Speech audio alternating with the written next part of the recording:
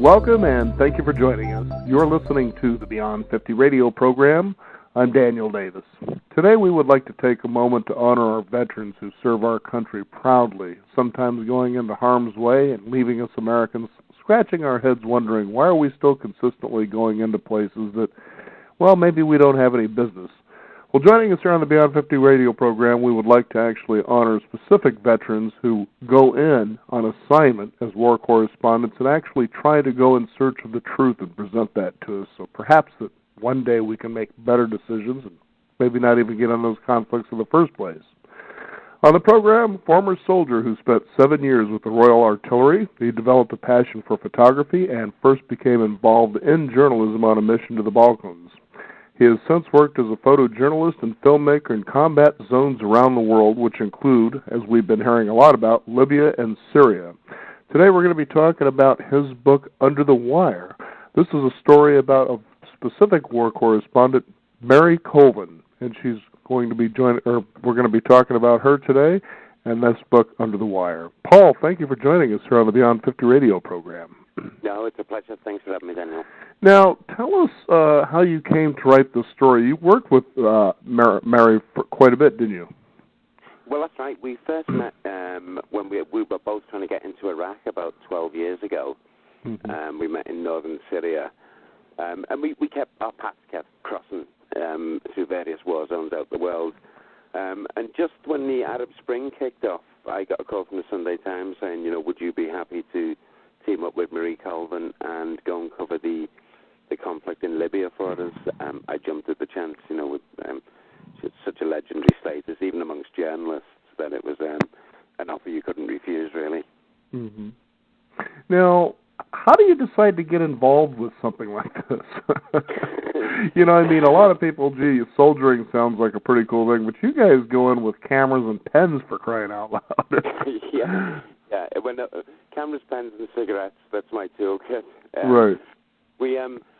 As I say, I went down the Balkans. Really, some people asked me to go down, just take some pictures of the aid convoy. And when we got down to the Balkans, they distributed the aid. And I just looked at the situation and thought, well, I'm going to stay and just document some of this. So, and that's what I did. I spent a couple of months down there, came back, made a film for Channel 4 in the UK. From that point on, I got another commission and another. So it was never a deliberate choice, but it was just something I found that I was quite good at. And I think the army training that I'd had previously really, helped me in them situations when the shells started landing. I had some knowledge of what to do and fire patterns. So it was more a drift than an actual choice. And that was about 16, 17 years ago. Are you still there? Yep, still here. Okay, for a minute I thought you got cut off there.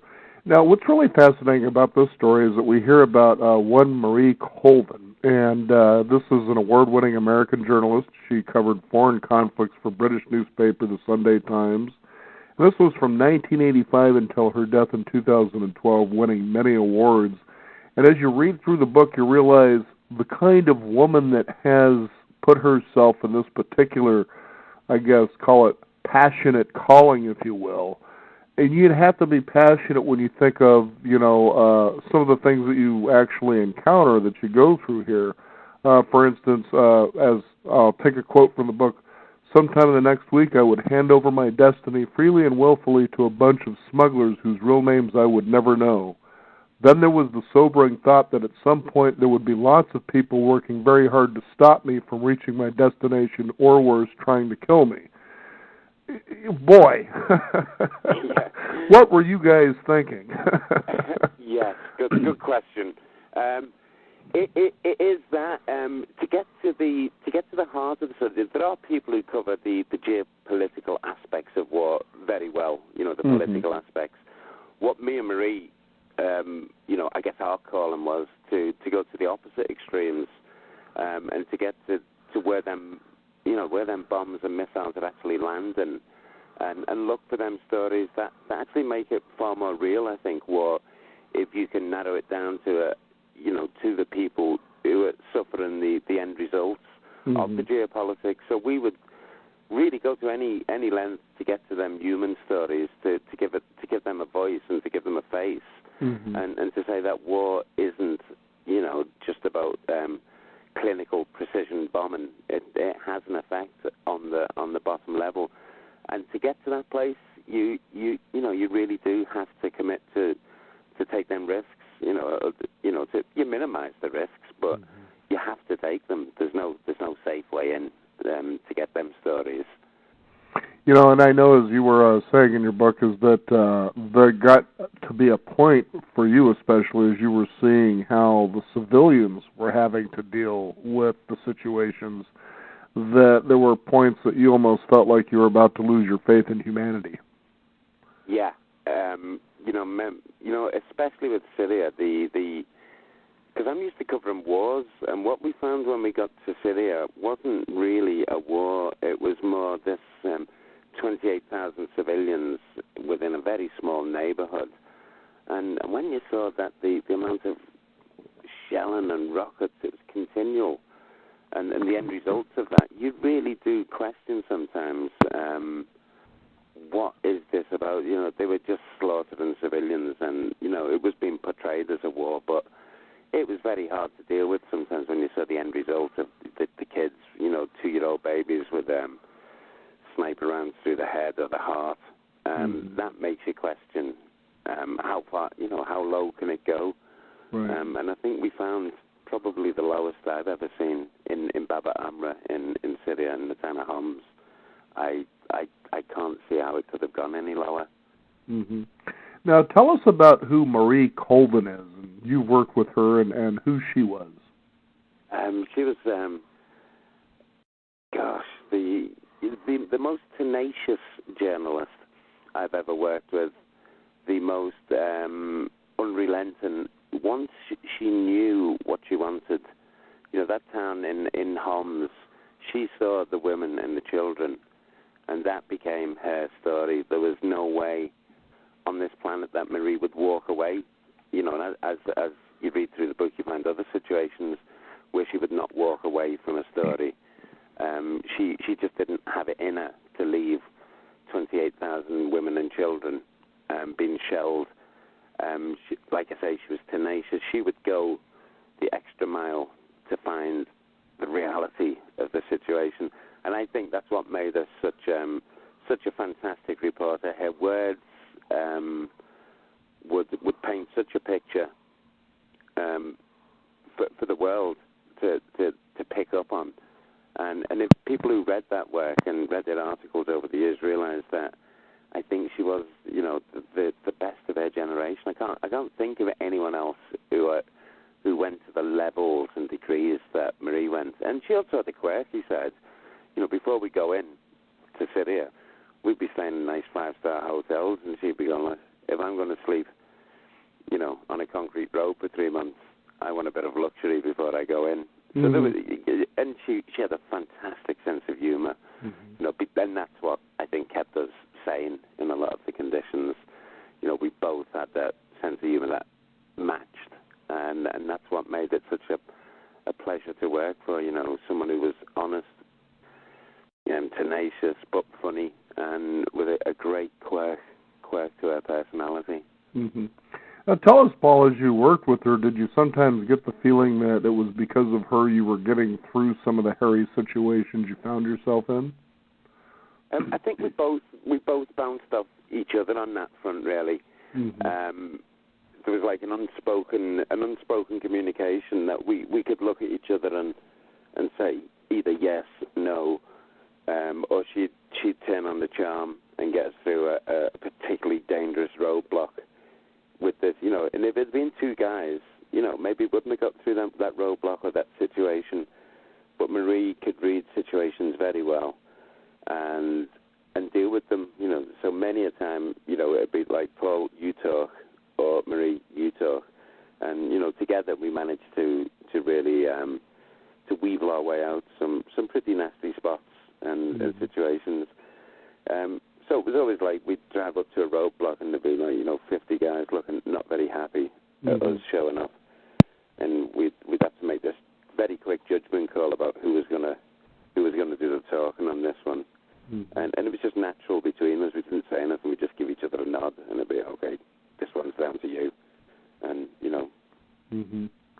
never got pulled in that kind of situation. Mm-hmm.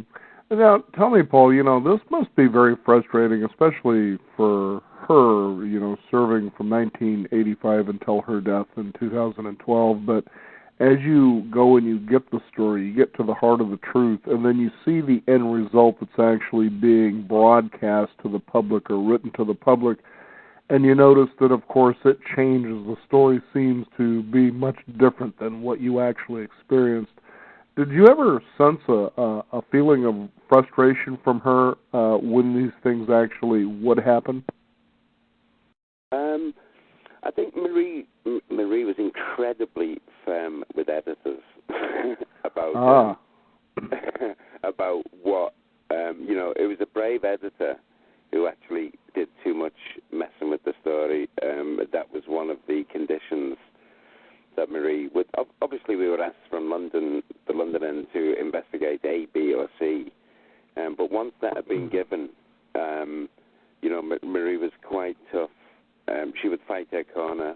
If basically, we were sent out as reporters, and if the London office or anybody started acting like they knew more about the story than us, then she would often invite them out to come and see for themselves what the story was.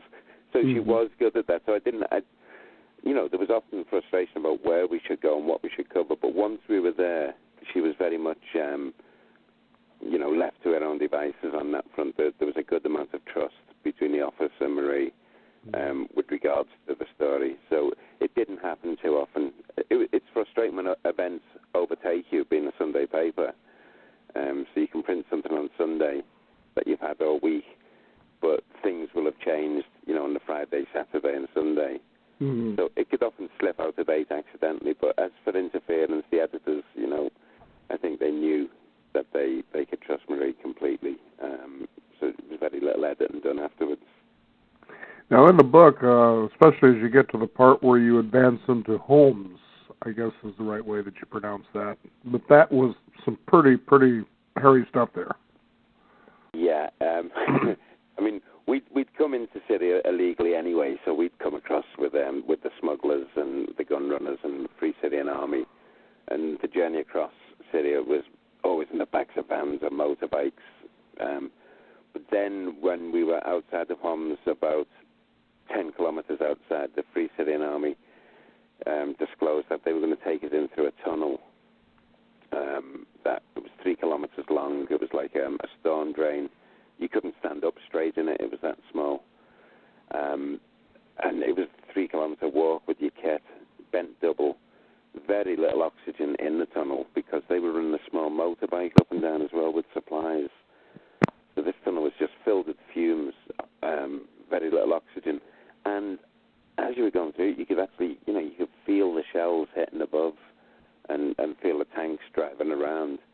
And it was really, my biggest fear at that point was that, some rocket or shell would actually hit the tunnel and we'd be trapped underground, which fortunately never happened. But when we got out the other end, it was just, I think I refer to it in the book as one of Dante's 6 circles of hell. It was just Armageddon. This place was.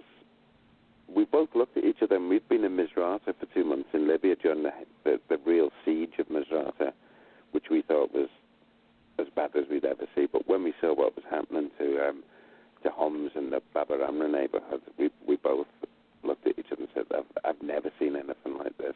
Mm-hmm. The place, there wasn't a building on shell mark. There were cars burning, blown up, bodies in the streets. It was a true vision of hell. That we were in, then there was no turning back. We were committed, but I've never seen anything like it in my life. Now, tell me, Paul. In a situation like that, as I'm sure you faced many, but did Marie, as you talk about her tenacity, have a certain way that she could hopefully lighthearten the situation, or would she just kind of let it be what it was?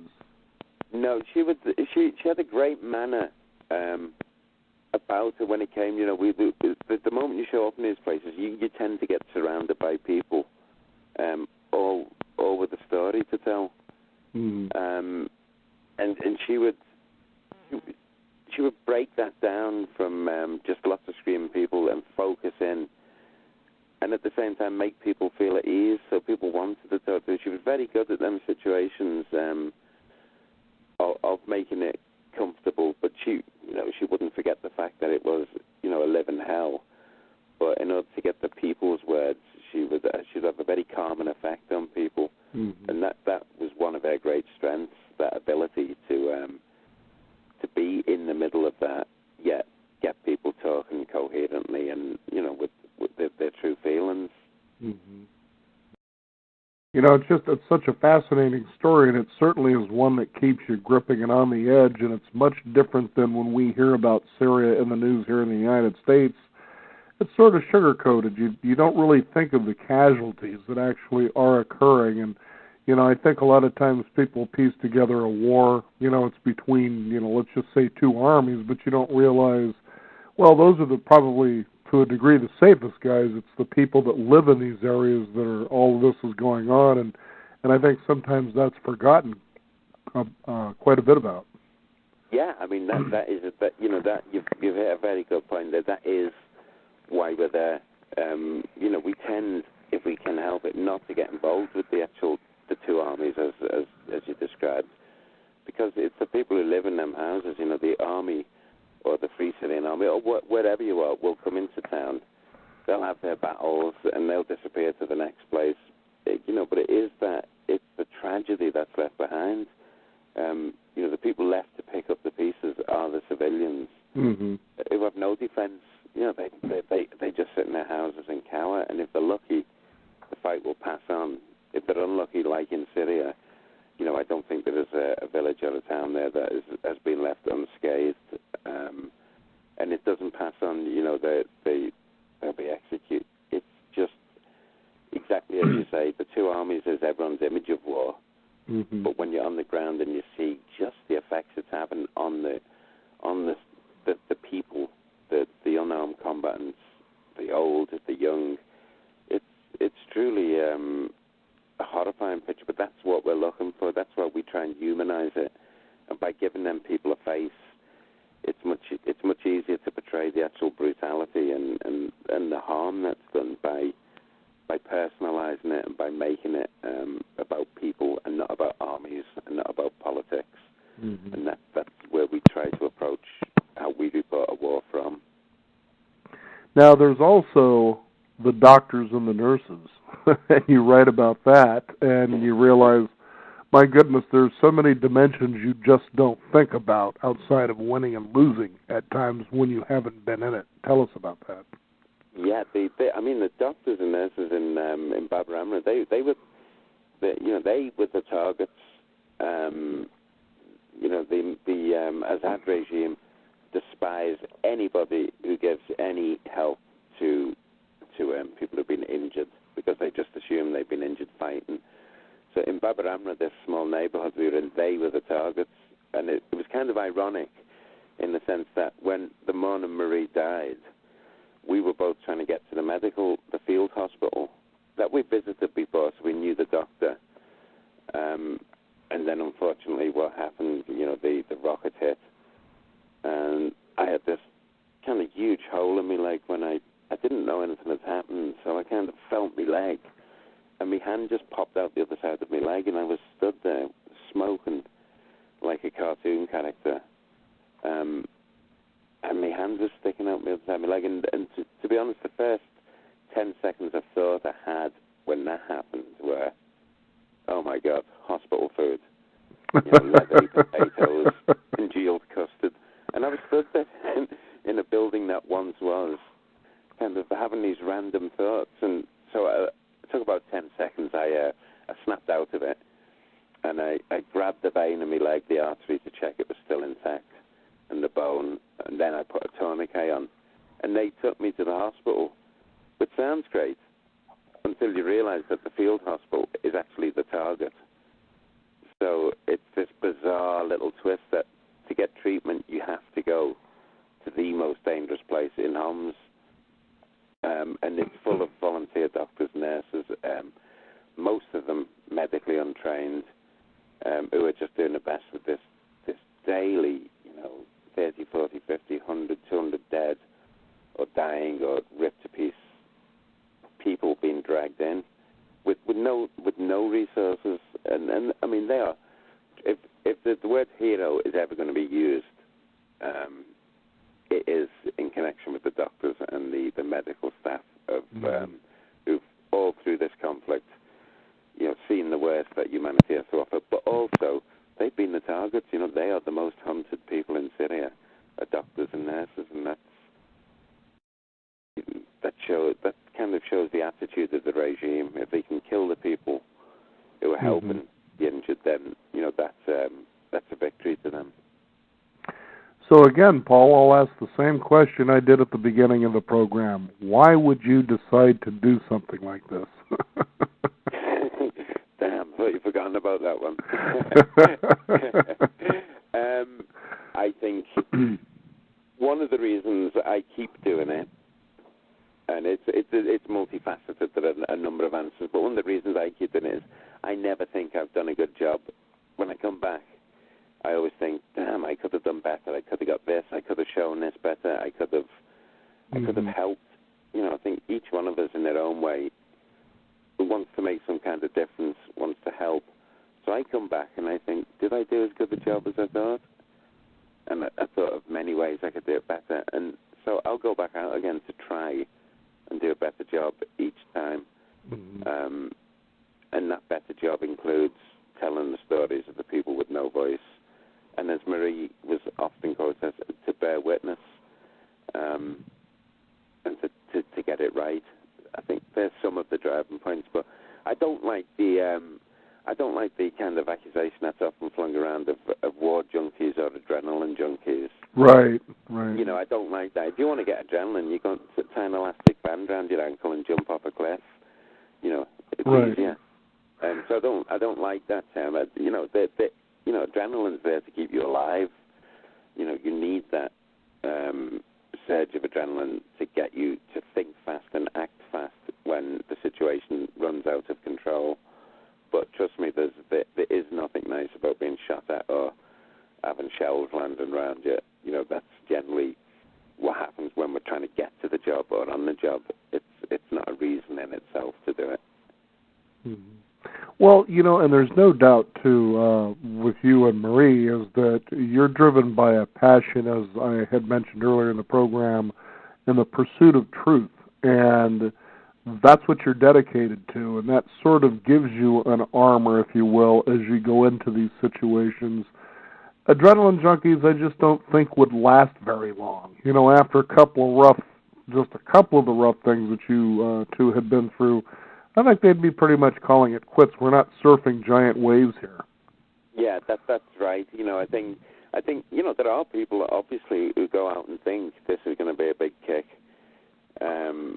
The ultimate, kind of war tourists, adrenaline junkies, but really, you don't see them, and you kind of can spot them, and you don't see them after two more wars. They tend to disappear and go back to, I don't know what they do, but getting their kicks elsewhere. You wouldn't survive.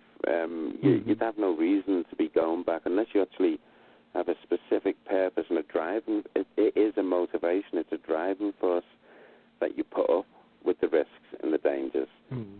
And the desire to get to the truth and tell the story is the motivation. I think without that motivation and just a desire for adrenaline, you wouldn't last long. You would probably take stupid risks, end up being killed, or you would just go home and find another way of getting your thrills. You must have a good and correct motivation to do this. And I think all of the greats, Marie and a lot of people I know out there do have that motivation, without doubt. They're not there to have fun. They're there to do a serious job, and that is get to the bottom of the matter, get to the truth, and to show it to the world, to hand it to the world on a plate and say, we've been in, we've got this. This is the story. Now, it's up to the world then to do something about it, but that is the driving force, I think. Well, consider this, too, is that Marie Colvin spent close to 30 years doing this. Yeah. That's a long time to say, well, I think she's just an adrenaline junkie. No, you usually burn out a lot sooner than that. Yeah, absolutely. I think she proved herself on that point. She was, I think after a couple of years, she'd have been gone off the scene, but she was dedicated. She stuck to it, and she did make a difference in Sri Lanka and East Timor. She actually did save lives. She brought people out through the jungles. Negotiated ceasefires. She made a difference, and I think with the reason we stayed in Baba Amra and didn't leave when we were advised to was because Marie, in her heart, she could not walk away. She'd seen the little kids' faces. She'd seen the women clutching them in fear. She could not leave them. It was her story. It became her reason to be in them situations. And for Marie to just pack up because it was getting a bit dangerous. Mm-hmm. It just wasn't in her DNA. It wasn't in her makeup. She physically just couldn't leave them. She had to get that story out. And by getting that story out, she hoped that the shelling would stop, that food would come. That was their desire, just to show the world the truth. And if anyone's listening, help these people. That was it. Like you say, after 30 years, I think people would have seen through the shallow mask of an adrenaline junkie. Mm-hmm. Mm-hmm. Now, on the night of her death, what was that for you like that she wasn't there anymore? Yeah, that was when it first happened, the explosion. You just go into survival mode. You just have to. Right. Knew Marie was dead. We were taken to the hospital and treated as well as they could. Then we went into a dark room, and it was only, there was a lot of to and fro getting us in and making up mattresses on the floor for us. It was only when I lay down that night and listening to the shells land and that, the true impact of it hit in, that Marie just wasn't there. And it was crushing. It really was just this realization that in many ways I had to suppress because I was now at that point in a fight for my own life. I knew that my leg was open to infection. At any minute now, one of these shells could take us out. So I feel kind of guilty, really, because in that period, I had to block everything. I had to block thoughts of my own family, of Marie's family, and just survive, keep my own head straight, because we were getting shelled 18 hours a day, and the shells were hitting the building. It was falling apart around us. And so you really do focus. But when I got back and I wrote the book, it was fantastic because I in many ways, I brought Marie back to life. Mm-hmm. In going through all them little conversations and the laughs and the jokes that make up the book, I went through every minute of that last assignment, and it was like I was bringing her back to the world to have, a look. Hey, this is Marie. This is how it worked and what she did, and so it was really, really a great feeling to bring her back, and then I obviously had to write the chapter where she died, and that was very sad, but in many ways that was my real goodbye, because it was so fast and brutal and harsh in Homs that I never really said goodbye there. So by writing a book and then writing that chapter, it was like I kind of had me proper goodbyes in London, and said goodbye to her in a proper way, because when it happened, it was harsh, brutal, and a terrible thing. Mm-hmm. And to say goodbye to someone in that situation, you don't really say goodbye. You hold a hand, and that's you're dragged away. Mm-hmm. So I'm so glad I wrote it, because I feel like I actually hope to God that I've done some justice in the book, and just showed the world. Well, you what you did is that you added a dimension that I don't believe a lot of us get an opportunity to experience, and that is here the both of you go in without weapons to find out what the truth is, to bring that truth to the world. While you're at it all at the same time, you're hoping that your direct influence changes what happens here and saves lives. And then sometimes, for whatever reason, you start realizing, the atrocities of war is the fact that we're actually at war in the first place over something, in some cases, as silly or ridiculous as this. It could be an ego-driven war, for instance. But I kind of wondered, as you think about the night that Marie had died, it's sudden. There it is, as you said, you were just concerned about saving your own self due to how bad things really were, the shelling going on around you. But when you get time to reflect, that next day comes, you feel a little safer, and then all of a sudden you realize as you turn to the right or to the left, she isn't there anymore. Those habits that you have ingrained as you learn to work with somebody as close as you did with her, that's when you realize there's something missing in your life. Absolutely. I mean, when I think I drifted into some hazy sleep on that first night. Mm-hmm. And, waking up, I mean, it was just, for a few, when you wake up and you don't realize you've got a cold or something, whatever it is, I just woke up and for a few, 30, 20 seconds, I had no recollection of what had happened. And my first instinct on waking up would be to give Marie a big poke and go, "Oi, get up, we got to go." And I had that in the morning. It was like normally we'd have a coffee first thing. We used to carry a jar of Nescafe about and just mix it with water, cold water, and just drink it so we had coffee in our system. And that was like our morning ritual. And, I woke up going, need a cup. Halfway through the way coffee. And it was just like a wall. It was just like, that was, it was so ingrained in us. That's what we did. We used to sneak it away as we drank the most vile coffee on the planet. Coffee is coffee. Coffee is coffee, exactly. And that was one of the moments when I turned to look and she wasn't there. And, even, now, if I see something, I hear something, there are many occasions when I think, because we used to, egg each other on into, should we do this story, that story? And, sometimes I'll have an idea and I'll go, and, it stops you in your tracks. And you're just hit by a wave of it's like losing a limb when you're out there. If that person isn't there, and you turn, you realize that you're gone, and it's, it doesn't really get any easier. There are moments where you just forget, and all of a sudden you're back there and you go, she's not there anymore. I mean, because it was true friendship as well as being, I used to, partners in crime, as we used to call each other, because we were often dissipating and not being available to editors for days at a time while we pursued what we thought was the right story.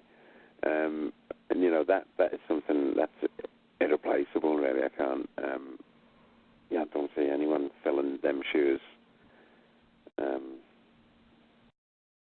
Tell us, Paul, when you find yourself, let's say you're back in the world, and, military people understand that term, when you're back in the world, which means you're back into civilian life, things are safe again. You find maybe you're in what can be considered a rough situation, but certainly not compared to what you had experienced. Do you find yourself asking the question, what would Marie do? Yeah. Often. I'm at the drive-thru. The guy's giving me a hard time about my Big Mac. What would Marie do? Yeah. I mean, I remember we went to we went on a night out in London to Chelsea Arts Club. It was, and something to do with art in war. And she was with her partner Richard at the time, and this guy started mouthing off. He's going, "Oh, you work for Rupert Murdoch. Every word you write is censored, etc." And I was just sat there going, "Oh no, don't do this." I could see Marie biting her tongue. I was like, "Oh, don't do this, mate." And he kept pushing. And Marie just kind of, given it the extreme power she had with words, just cut this guy down to shape in about 10 seconds, just shut him up. Right. And it was like, his head obviously not being very bright. So I'll have another go. And so 10 minutes later, he's going, "Can I ask you another question?" And I went, "Oh my God, he's coming back for more." And she did exactly the same again. By the third time, he asked, even all his mates had got up and left him to it. They didn't want to be part of it because she just had this wicked glint in her eye that thought, this is the final blow now. This guy is really not going to ask another question. And yeah, so often I'm like that. I'm going, that's a great example of how Marie she wouldn't get annoyed. She would just sit there and get her words right, and then just deliver them with this delivery that would then grow men running. It was just, she was so good with words, and so I've tried to take that as a little example. I'm a bit more feisty in my responses sometimes. So in other words, if you messed with Marie, especially when it came to mother jokes, forget about it. Your mother would be history. Poor fool who tried such a thing. Well, and it's interesting too, just to let our listeners know of some of the ways that shaped Marie for being tenacious the way she was. And I'm remembering a part in your book when you had gotten a hold of, basically it was a teenage kid to drive for you, and apparently he thought he was Mario Andretti. So you remember he hits the gas when he drives you right into hell, and it's like, she's looking at him like, what are you, out of your mind? And just really let him have it. The poor guy. She used to break Libyan drivers and translators regularly. Right. This guy drove into an ambush, and all hell let loose. Right. And we were just hiding behind the engine block. That's all we could do until we got to cover. And afterwards, she got this guy. She called him over, and this guy went from being a big, tough Libyan rebel to like a naughty schoolboy. And to get a Libyan, the Libyans at that point, they weren't really that used to taking orders from women. And Marie was just like, would just go through them. They'd start off all cocky for a week, and after a week they go, I cannot do this anymore, Paul. I've had enough. So we go and find another one. They go to rehab then. There was a time when we were looking for the house that Gaddafi had lived in, and the place was still under complete bombardment. And this driver, she's saying, drive in there. We're going to look for it. And he goes, you won't find a house. And she's going, yes, we will. Drive in. And you could see them looking at me for help, glancing up to the back seat, going, help me, Paul. And I was like, there's nothing I can do, mate. You signed the dotted line, so to speak. You're with us. And she would just get them to do things that, no woman in that world would have ever got a Libyan man to do. Right. They're all full of pistols and Kalashnikovs, and, they looked great, but, Marie would actually make them earn their living, and, so many of them got cast aside as, we've broken another one, okay, line the next one up. But she was just that way, but it mostly done with good humour, but, right. If someone messed up, then, she'd let them know they'd messed up. There was no ambiguity, so to speak. Now, here the two of you are, along with, of course, other journalists, but, in situations that are just so extreme. And it can be hard to hold yourself together day after day after day, in light of what's going on around you.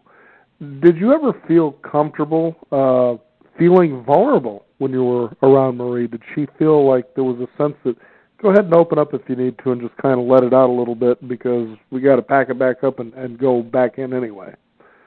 There was the time coming into the second time, because we did get into Bab Ramra and we left when the FSA took us out. There was a time when we were going back into the tunnel. We were just about to get in the tunnel, and I had an uncomfortable feeling all day, and I couldn't put my finger on it. It wasn't anything I'd heard militarily, like a build-up of forces. It was nothing other than, essentially my gut instinct was saying there's something wrong, and I couldn't put a finger on it. And so I had to tell Marie, so I sat her down in our translator, and I said, look, Marie, something feels bad about this. I don't know what it is. It's a hunch. It's a gut feeling. And explain to her just, I don't go against my gut feeling, never had. We've never gone against our gut feelings. And she she made it clear that she wanted to go back in, and so I said, well, okay, I just had to say it. And 2 days later, she was dead. And, that, I'm not saying I foresee it or anything, I just had a feeling. So on that level, we did open up to each other. Most of the time, we would just shivvy each other along, though. I could recognize the signs of tiredness in Marie. And not just a daily, not the tiredness you get from having a tough day at work, but, when you've been in there for months, it does grind you down. You become... Sure. We went to Misrata for 2 days, and that was under siege, and we stayed for 2 months. We were there as they fought their way out of one street. It was house by house fighting, but also incredible rocket bombardments. And after months of that, your batteries get very low, and you have to keep a good eye on each other then for signs of, that fatigue really getting to you, because after months it builds up into a real, just a weariness. You're weary of seeing the dead, injured, but also just the basic existence can be, tiring, getting up and focusing. So in that way we looked at each other and we chat now and again. Are you still up for another couple of weeks? It'd be like, yeah, we're here. It's what we do. Let's keep on doing it. But I do remember that, I could see the tiredness in her face, and she could see it in mine. So we'd keep an eye on each other that way. And if I felt she was getting to the end of her stint, I'd say, "You okay?" So it was quite mutual. We both knew what to look for in each other, and if it needed saying, we'd say it. But mostly we just got on with it. We'd kind of accepted we were stuck there. Well, we couldn't leave anyway. We were actually trapped. So it was, we're going to make the most of while we're here. Under the Wire is the name of the book. It's the story of Marie Colvin's final assignment. Our guest today, Paul Conroy. It sounds to me like you had glimpses into Marie during maybe some subtle, I guess, moments where she felt vulnerable as well. Yeah. We got to bear in mind this is a woman who'd been out and she'd been blown up already. She lost her eye. She kept the eye. She lost the sight of an eye. So she'd really been through the works already, and to come back from that, I completely respect that. But of course, we all have vulnerabilities, and it reminds you that you're human yourself. It's quite deep. You can go into these places, and it's not hard to start to lose your own humanity when you see what's going on around there. Right. And of course, she was vulnerable to. She was like any other person. She had loves and family, and she worried like the rest of us. And she knew mine as well. So that in that way, you just become very close to people. Sure. Who you go and face these situations with. A kind of a friendship made under them circumstances is very deep and very long-lasting. Very durable friendships. You forgive each other anything.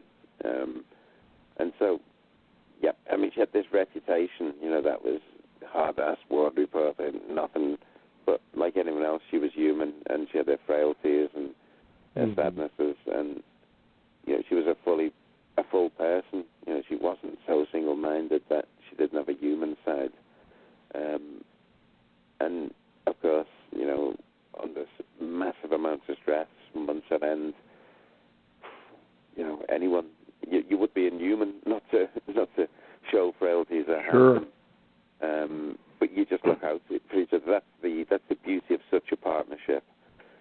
Out in that situation is that you've always got someone watching your back and watching you for signs of things going wrong, because when you're under that kind of level of bombardment and shelling 20 hours a day, it's quite difficult to keep a lid on the fact that you're in such a dangerous situation. You could die any minute, especially the last few days. when we were in Bab el Amra, we knew that we could be gone any second. So it's so wonderful to have someone who you trust completely there with you, watching out for you. You don't feel so alone, because it's quite a lonely feeling being out there and knowing there's no way back. You're trapped. All hell's letting down on you, but there is a person there that you can just look at. And they know what you think. They know what you're thinking, and they're there. And that's the beauty and the strength of them friendships. You're both in the same boat, and you're both there to get each other through it. And then there were those puzzling moments for you as while all this is going on around you that somehow Marie seemed to find a way to sleep peacefully through it all. I couldn't believe it. I would. I remember you were describing that in the book, and I thought, my goodness, how do you sleep through something like this? But she managed. We'd make up a bed, and we had this tiny little back room, and she'd get in bed, and then the blankets were so big and heavy that I'd lay them on top. It was freezing. I'd lay them on top of her into big piles, and then I'd get in.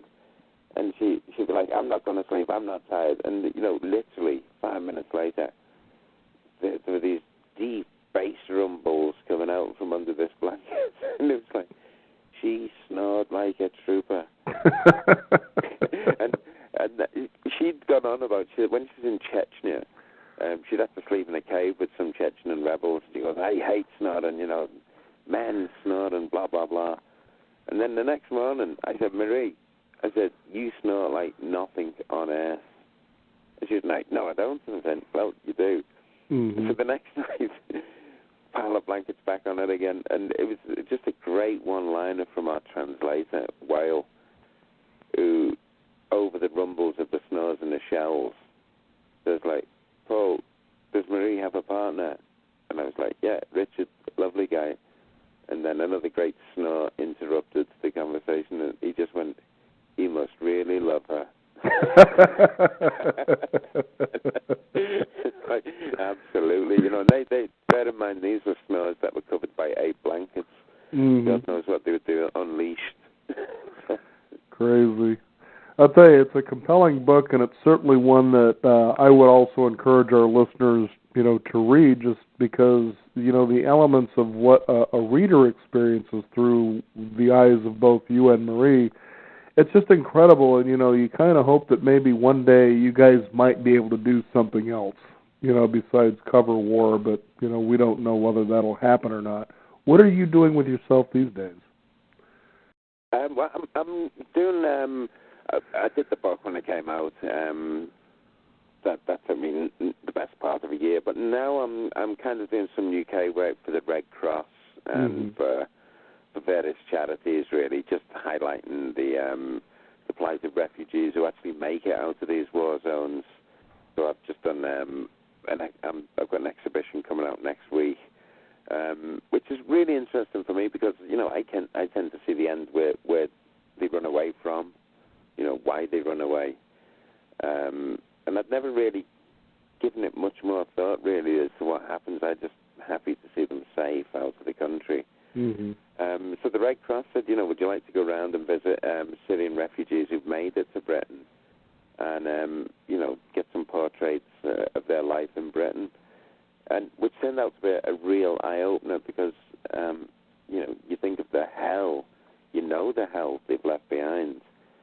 And then, actually, they bring all that with them, So when you're talking to these people, they're going, well, we're out, but my mother, my dad, my aunt, my daughter, and my son aren't out.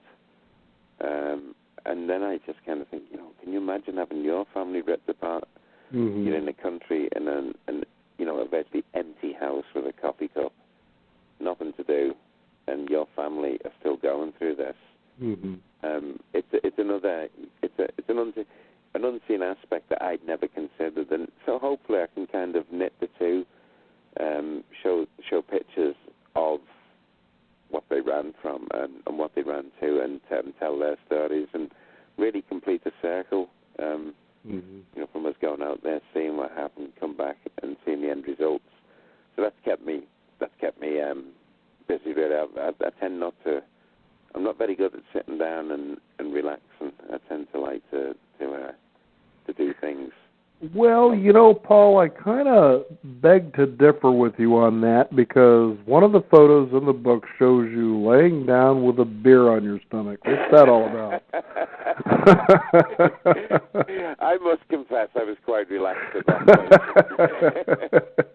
I think after 2 months of Syria and what you had to deal with, I can imagine you would need to be relaxed. Well, I tell you, I hadn't had any proper medical treatment until I got on that plane. It was a kind of medevac jet.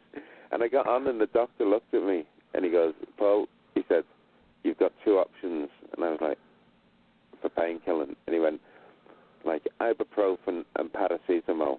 And I was like, oh. And he went, oh, morphine and whiskey. And I said, I just held my arm out and said, fill me up, doc. Just had because I had no painkillers even during the operations. They didn't give me painkillers. So that was the first time, and getting on for a couple of weeks, that I didn't have this, the feeling of having a huge hole in my leg. So that beer actually came after a shot of morphine, a whiskey, and that when I got that beer, I was feeling rather smug and comfortable. So that is probably the most relaxed I've been in quite a long time. We'll let you slide this time. Paul, thank you so much for joining us here on the Beyond 50 radio program. It's important that, again, as I was saying earlier in the program, that we honor our veterans, especially our lost heroes, but also people such as you and Marie, who are really right out there in the front of what's going on and, tell the real story of what's going on, and hopefully a lot of people will get the opportunity to experience that. And hopefully over time we just may not experience that anymore. Yeah, I think that's everyone's goal, is not to have to do this job. That would be a pleasure. Paul, is there a website people can find out more? Yeah, that's got, my website is www.reflextv, that's reflextv.co.uk, and that's got a lot of my galleries from Libya and other wars, and more information about the book can all be found there. Well, very good. Paul, thank you again for joining us here on the Beyond 50 radio program. It's been an absolute pleasure, and really, thanks so much for having us on. You bet. Thank you again. Okay. Again, the book is Under the Wire. It's Marie Colvin's final assignment. We encourage you to find out more about that, as it's a wonderfully compelling read. Visit us at our website at beyond50radio.com. That is the number 50. And be sure to sign up for our free weekly e-news updates. I'm Daniel Davis. Thank you for tuning in. This is Beyond 50, and remember, live your day, Pat.